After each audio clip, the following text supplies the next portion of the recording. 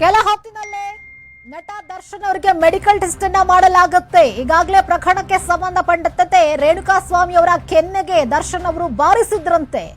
ಕೆನ್ನೆಗೆ ಬಾರಿಸಿದ ತಕ್ಷಣ ಆತ ಸ್ಥಳದಲ್ಲೇ ಕುಸಿದು ಬಿದ್ದು ಸಾವನ್ನಪ್ಪಿದ್ದಾರೆ ರೇಣುಕಾಸ್ವಾಮಿ ಎನ್ನುವಂತ ವ್ಯಕ್ತಿ. ಕೆಲ ಹೊತ್ತಿನಲ್ಲೇ ದರ್ಶನ್ಗೆ ಮೆಡಿಕಲ್ ಟೆಸ್ಟ್ ಮಾಡಲಾಗುತ್ತೆ. ಬೌರಿಂಗ್ ಆಸ್ಪತ್ರೆಗೆ ಪೊಲೀಸರು ನಟ ದರ್ಶನ್ ಅವರನ್ನ ಕರೆದುಕೊಂಡು ಹೋಗ್ತಿದ್ದಾರೆ. ರೇಣುಕಾಸ್ವಾಮಿ ಕೆನ್ನೆಗೆ ದರ್ಶನ್ ಅವರು ಬಾರಿಸಿದ್ರಂತೆ. ಕೆನ್ನೆಗೆ ಹೊಡೆದ ತಕ್ಷಣ ಅವರು ಸ್ಥಳ